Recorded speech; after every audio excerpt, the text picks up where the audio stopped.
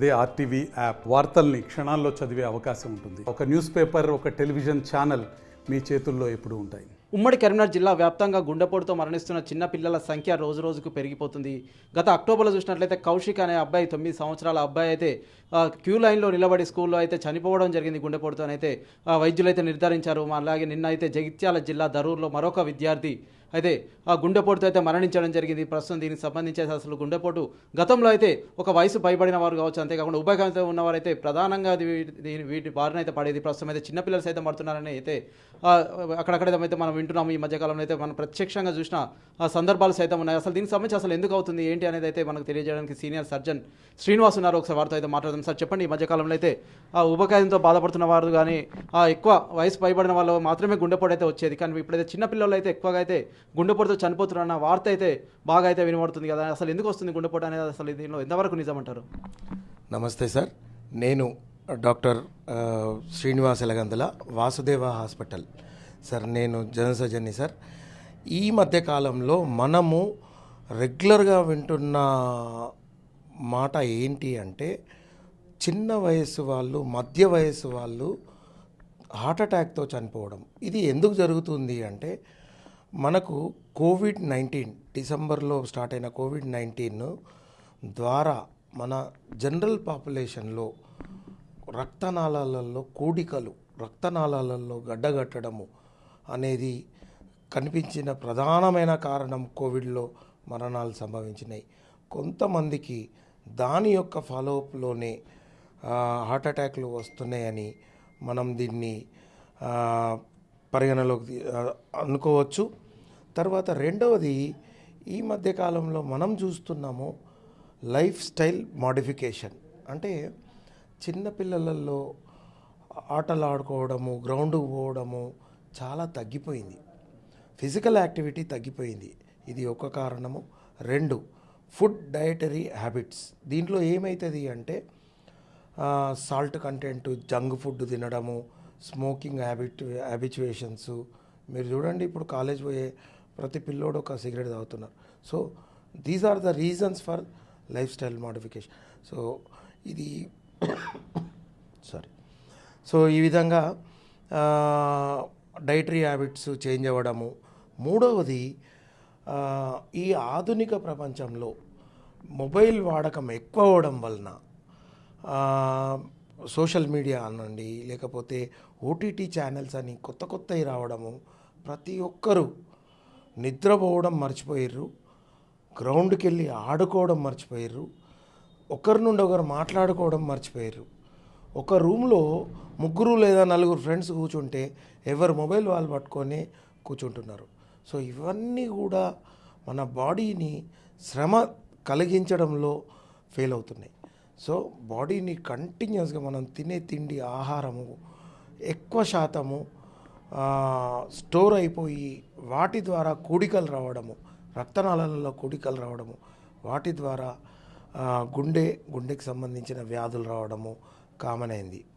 తర్వాత డైట్లో కూడా మన తెలంగాణ రీజన్లో చాలా మట్టుకు 3 పూటలలో రైస్ ఐటమ్సే ఎక్కువ తీసుకుంటాం. ఎట్లా అంటే, ఫర్ ఎగ్జాంపుల్, ఉదయము బ్రేక్ఫాస్ట్ తీసుకుంటే ఆ బ్రేక్ఫాస్ట్లో ఇడ్లీ, దోశ ఇట్లాంటి ఏవి తీసుకున్నా అవన్నీ కూడా రైస్తోని తయారు చేయబడ్డాయి.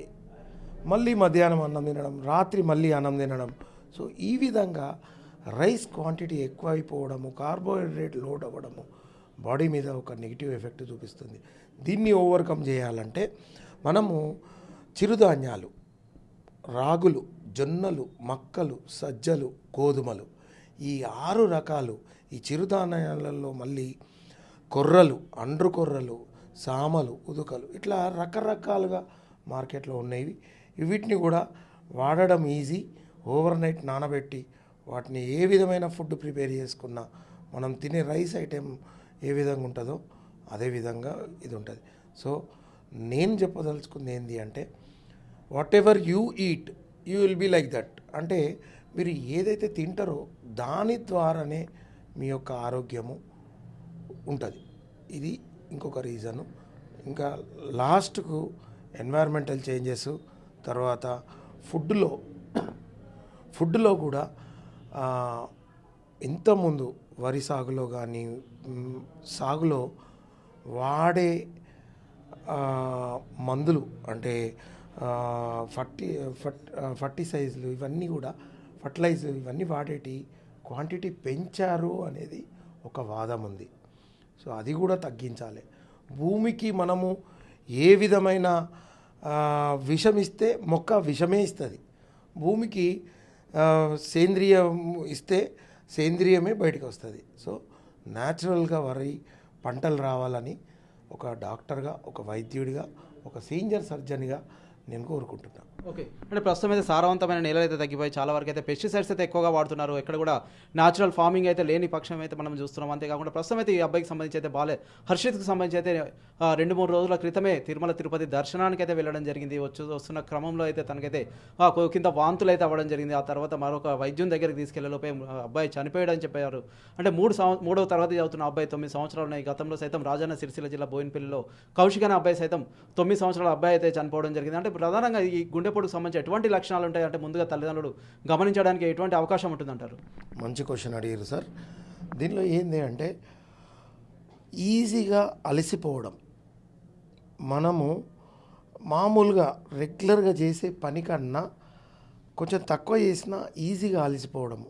పిల్లలు స్కూల్కి వెళ్ళి రాగానే అలసటగా ఉంటే వెంటనే గుర్తించి వారిని అందుబాటులో ఉన్న డాక్టర్ దగ్గర చూపించాలి. తర్వాత ఈ పిల్లోడిది కొండ మీద నుండి కిందికి దిగినప్పుడు ఆక్సిజన్ లెవెల్స్ తగ్గితే కూడా హార్ట్ అటాక్ అవకాశం ఉంటుంది.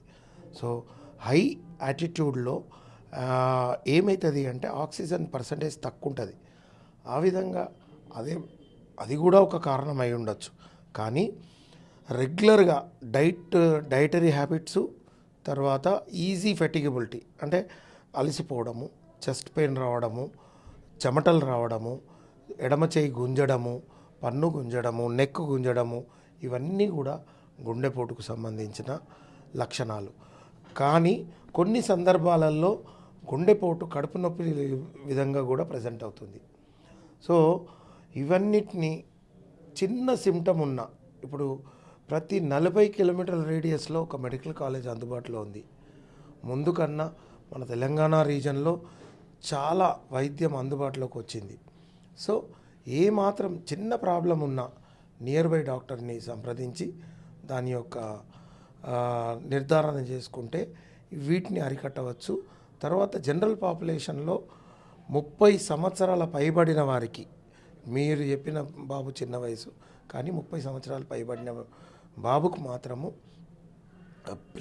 30 సంవత్సరాలు పైబడిన వారికి డైమర్ అంటే రక్తనాళాలలో కుడికలు, తర్వాత lipid profile, ECG, regular routine BP monitoring ఇవి చేసుకుంటే మనకు అందుబాటులో ఉన్న ప్రతి మెడికల్ కాలేజు, గవర్నమెంట్ హాస్పిటల్లో ఇవి జరుగుతున్నాయి ఇప్పుడు. సో అందరూ డబ్బు పెట్టి చేసుకోవాల్సిన అవసరం కూడా లేదు. నియర్ బై మనంతటా మనం వాలంటీర్గా అందుబాటులో ఉన్న హాస్పిటల్కి వెళ్ళి వర్కప్ చేసుకొని హెల్దీగా ఉండాలని చెప్పేసి కోరుకుంటున్నాను. ఓకే, అంటే అప్పటి వరకు ఆడుతూ పాడుతున్న చిన్నారులు అయితే ఇలా సడన్గా ఇలాంటి జరగడం వల్ల ఇటు తల్లిదండ్రులు కావచ్చు, అంటే ఇటు ఇంత శోక సంద్రం నిలుస్తున్న పరిస్థితి అయితే ఉంటుంది కదా. అంటే దీనికి సంబంధించి టెస్టులు అన్నారు కదా, అంటే టెస్టులకు సంబంధించి అంటే ప్రధానంగా ఎన్ని రోజులకు ఒకసారి చేయించుకుంటే మంచిది? అంటే ప్రస్తుతం ఈ కోవిడ్ వల్ల అని నిర్ధారించుకోవచ్చు అంటారా? ఇది మొదటి ప్రశ్న మీరు అడిగిన దాంట్లో టెస్టులు ఎన్ని రోజులకు ఒకసారి, ప్రతి 3 నుండి 4 నెలలకు ఒక్కసారి చేయించుకోవాలి సార్.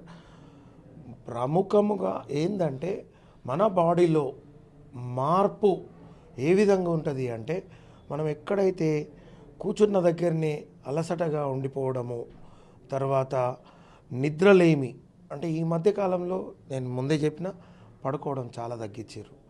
ఇది సినిమాలు చూడడం కానీ, మొబైల్లో వాడడం కానీ, ఇవన్నీ ఆటలు ఆడడం, సో అవన్నీ బంద్ చేసి ఎక్కువ సమయం గ్రౌండ్లో ఉండడానికి, ఉదయం సాయంత్రం గ్రౌండ్కి పోయి లేదా ఇంట్లోనే, ఇప్పుడు నాకు తెలిసి ప్రతి ఏరియాలో ఓపెన్ జిమ్ములు కూడా పెట్టిర్రు.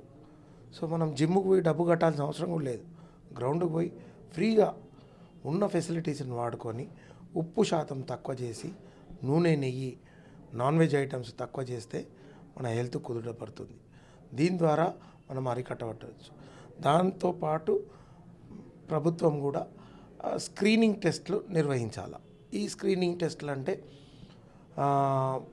35 నుండి 50 మధ్యలో ఉన్న వారికి రొటీన్ ఈసీజీ అందుబాటులో ఉన్న గవర్నమెంట్ హాస్పిటల్లో చేయించుకోవడము, లిపిడ్ ప్రొఫైల్ చేయించడము, ఇవన్నీ చేయించడం ద్వారా మనకు స్క్రీనింగ్ జరుగుతుంది. ఓకే అండి. ప్రస్తుతం అయితే మనమైతే చూస్తున్నాం శ్రీనివాస్ సీనియర్ సర్జన్ అయితే చెప్తున్నారు శరీరానికి సంబంధించి అయితే శారీరక అవయవాలు అయితే ఖచ్చితంగా పెంచాలి, గ్రౌండ్లో ఎక్కువ సమయం ఉండేటైతే చూడాలి, అంతేకాకుండా మొబైల్స్ వాడడం వల్ల అయితే ఇటు మెదడుతో పాటు గుండెకి సంబంధించిన వ్యాధులు సైతం తలెత్తుతాయని అయితే వారైతే వెల్లడిస్తున్నారు. ప్రధానంగా ఇక్కడ బాల హర్షిత్కి సంబంధించి అయితే కొన్ని గుట్ట పైనుంచి కొండ పైనుంచి కిందికి దిగినప్పుడు ఆక్సిజన్ లెవెల్స్ తగ్గడం కావచ్చు, అంతేకాకుండా కొన్ని రకాల హెల్త్ కండిషన్స్ వల్ల అయితే ఇటువంటి సంఘటనలు అయితే జరిగి ఉండొచ్చు అని అయితే వారైతే అనుమానం అయితే వ్యక్తం చేస్తున్నారు. అయినప్పటికైతే తల్లిదండ్రులు అయితే ఎక్కువ జంక్ ఫుడ్కి అయితే అలవాటు చేయకుండా కొంతవరకు ఇంట్లోనే వారికైతే ప్రిపేర్ చేసి ఇవ్వాలి, అంతేకాకుండా ఆహార పదార్థాలకు సంబంధించి అయితే కొన్ని రకాలు ఎక్కువ అన్నంతో కాకుండా ఇంకా ఇతర కూడా వాడితే అన్ని రకాల ఉపయోగాలు ఉంటాయని అయితే వారైతే చెప్తున్న పరిస్థితి మనం చూస్తున్నాం.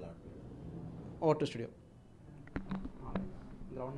మరిన్ని వీడియోస్ కోసం ఛానల్ ని సబ్స్క్రైబ్ చేయండి, లేటెస్ట్ అప్డేట్స్ కోసం వాట్సాప్ ఛానల్ ని ఫాలో చేయండి అండ్ లింక్ డిస్క్రిప్షన్ లో ఉంది.